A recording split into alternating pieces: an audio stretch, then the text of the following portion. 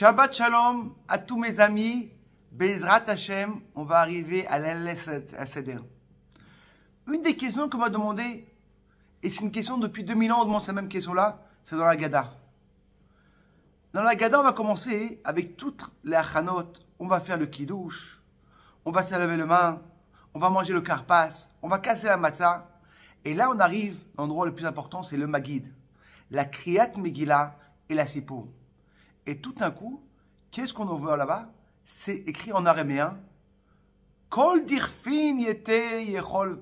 Chaque personne qui veut, qui viendra et il pourra venir manger. Et la question qui se demande, pourquoi en araméen? Parce que c'était la langue qu'il y avait à l'époque. Comme on dit, quand on va annuler le Chametz, on va dire c'est en araméen. Et là, en vérité, on va se dire que on veut inviter tous les gens qui peuvent venir. Et quand on va arriver là-bas, c'est écrit en 3 niveaux. Le passé, le moment maintenant et le futur. On va commencer avec le passé. On était tous des esclaves. Pour ça, tu dois te sentir bien, un invité. Ah, t'as pas de l'argent, mais on était tous comme ça. Même si on a réussi, mais on était tous la même chose. Après ça, maintenant, on est sorti d'Égypte. Et après ça, on espère qu'on va être tous des vrais Bénéchorim en Eretz Israël. Et chacun se demande la question, 2 questions.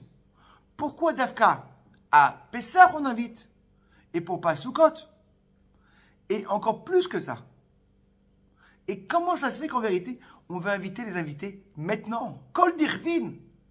Quand tu es déjà à la maison, avec la famille, là c'est le moment d'inviter. Mais pas du tout. Ça aurait été le moment d'inviter beaucoup plus avant. Je t'aurais dit même quand? Dans la synagogue. Après la tefila, celui qui veut dire qu'il vient à la maison. Et j'aurais dit encore plus que ça. Le moment le meilleur d'inviter, c'est quand? Dans Shavuot et Sukkot. Là-bas, il y a écrit Vesamarta lifnei Hashem lekecha, ata ou bincha, vous allez vous faire une joie, vous, vos enfants. Et ata ager, le converti, le yatom, la personne qui est orphelin, et la almana, et la femme qui est veuve, qui est dans vous, à l'éviter. Mais dans Pessah, il n'y a pas écrit ça. Alors, comment ça se fait qu'on arrive Sama Dafka Dafka maintenant?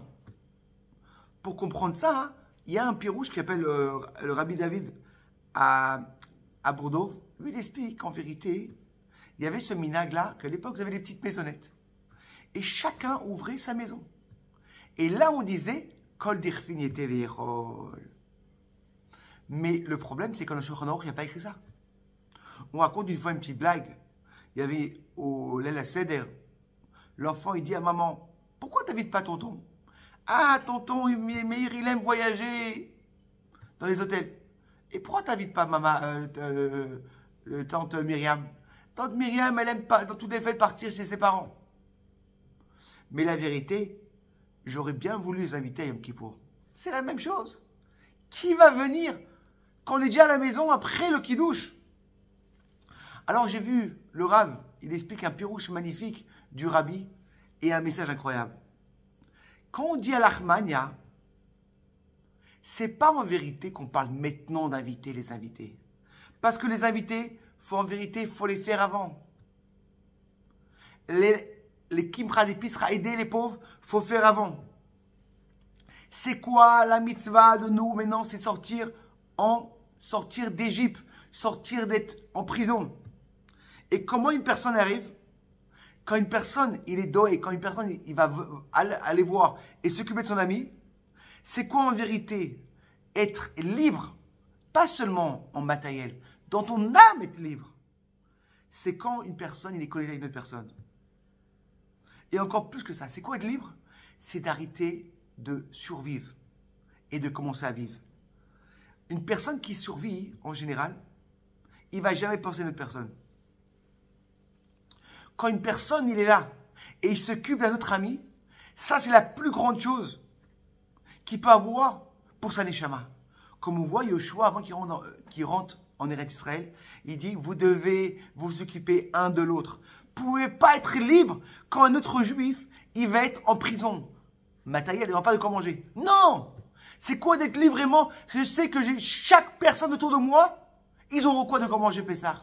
quand j'aurai une belle table de Pessah, où je vais dans mon hôtel, est-ce que j'ai vu Yaakov, qu'il a aussi une belle table comme ça, ou non? C'est mon nefesh qui va être bien, mon corps. Ma simcha, que je sais que mon frère juif, il est tranquille aussi. On raconte à Primo Levi, c'était un grand écrivain de la Shoah, hein, et il écrit son livre à Zéou Adam, c'est qu'une personne. C'était un des plus grands livres qui était dans les années 20, 30 et 40. En 1945, quand j'ai entendu les avions dans la Shoah qui sont rentrés, les Américains sont arrivés, il y avait à Auschwitz des milliers de personnes, et il y avait un trou dans une fenêtre qui faisait très très froid. Alors ils ont demandé à une personne d'arranger et faire un petit peu de feu. Et quand ils ont arrangé, tout à coup, il y avait un juif là-bas qui s'appelait Moshe Tobuski. Il a dit, écoutez-moi, donnez à cette personne-là, à Sitra qui a arrangé la fenêtre, un petit peu de pain qu'on a reçu.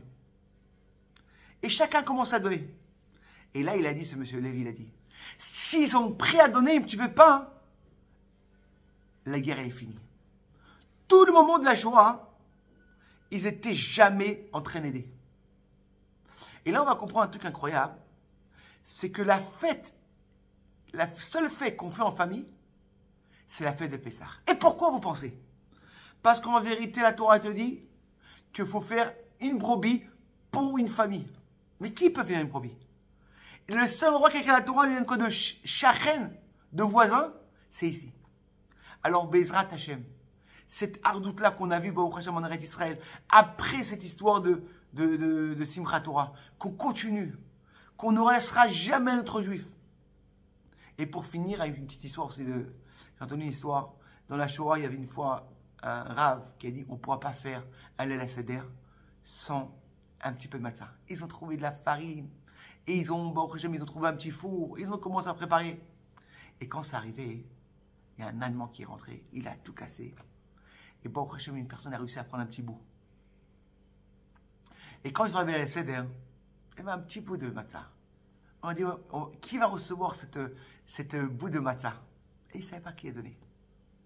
Tout le monde a dit, c'est le Rebbe qui est tout organisé. Et tout à coup, il y a une femme qui se lève, non. C'est mon fils qui va recevoir. Pourquoi ton fils? Parce que c'est toute la fête de la Seder. C'est pour le message des enfants. L'éducation.